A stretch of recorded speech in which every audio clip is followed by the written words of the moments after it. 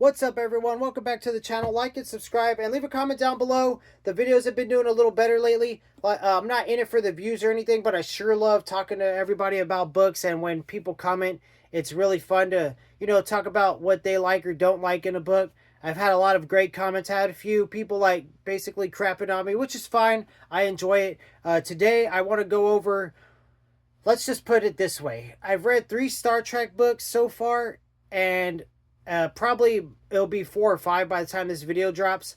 And of the 3 I've read so far, they've all been my favorite books of all time. So I don't know how else to put it. And this one right here was amazing. It was amazing. Strangers from the Sky by Margaret Wonder Bonanno. I could be saying that. I could be butchering that. But basically, this is 2 books in one. You start off, and Spock and Captain Kirk, this book comes out called Strangers from the Sky in the future, like, I can't remember the time.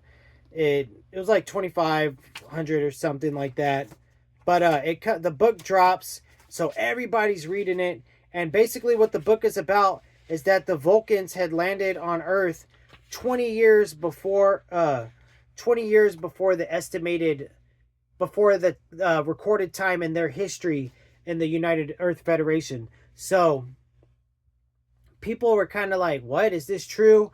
But what happens to Captain Kirk and Spock is they start having these like flashbacks of things that were happening in the book that they shouldn't have known about. So for Captain Kirk, he was like totally he was tripping out the whole book 1 of this book. He was tripping out and losing it. So McCoy was like, you need help. So they were trying to give him medical help, and his psych waves in his brain were all over the place.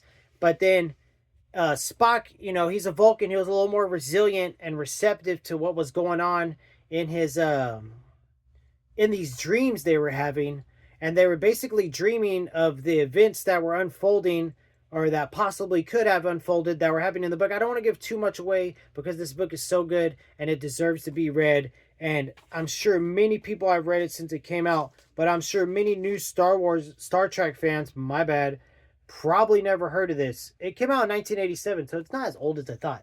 But so the first half of the book, you're following Kirk dealing with basically the mental issues these dreams are causing him, and Spock's trying to get back to Earth to find Kirk so they could go over this together. And because Spock's assuming Kirk's probably tripping out, and then he communicates and he finds out he is. And then you're also following the book Strangers from the Sky. You're following the 2 Vulcans that do land on Earth and the characters involved with that landing. And it's really fun because Earth doesn't have all this technology yet to it's the future, but they don't have all the technology. They haven't traveled far yet. They've sent out the Alpha Centauri ship or satellite or whatever it was. They've sent that out and to reach, extraterrestrial life. But the Vulcans have been here all along, watching us and learning from us. So the main Vulcans you meet in the book is Talera and Saral, and you get to know them a little bit. And then your other main characters is Tatya and Yoshi. So you get to see through like just regular people's eyes what they're dealing with in that time of the United Earth Federation, or likewise before. And then you meet the captain that's like on a ship that he's basically given the task. He has to go wipe these people out because this can't be known.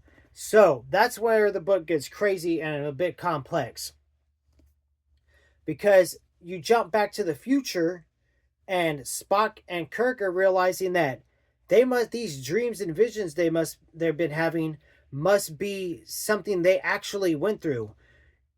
And that's where book 1 ends. They start to figure out like, hey, what if this really happened? And then they start to put the pieces together with McCoy, and they're like, we think this really did happen.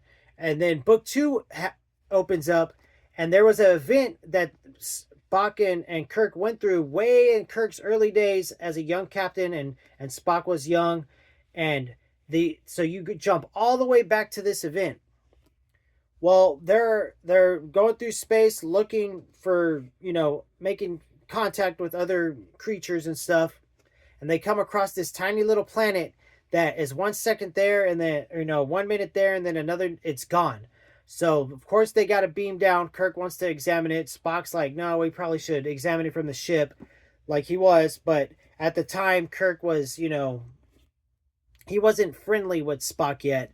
So they beam down and they meet this like sorcerer who doesn't age, like, he doesn't age into the future. He's aging backwards, if that makes sense. Like, he's not getting younger, he's getting older, but he's growing into the past. I don't know how else to explain it.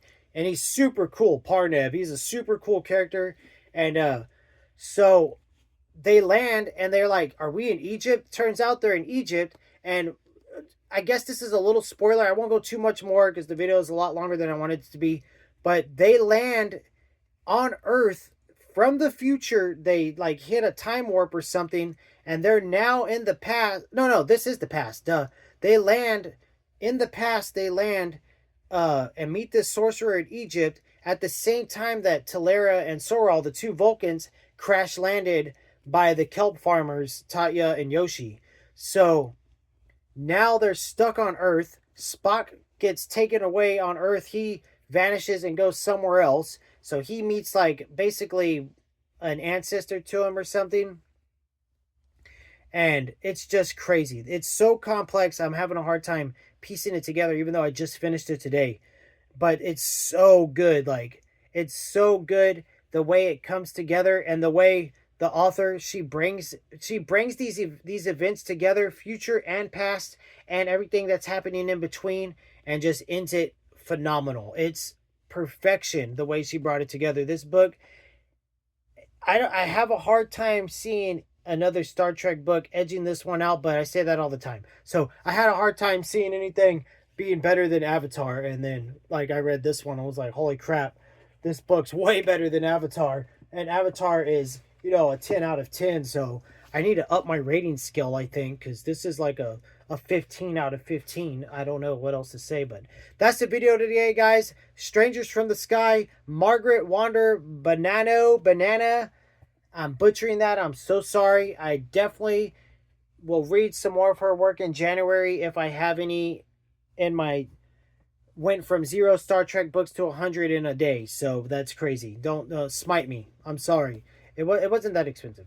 I'm so that's it. We'll link our TikTok and Instagram down below.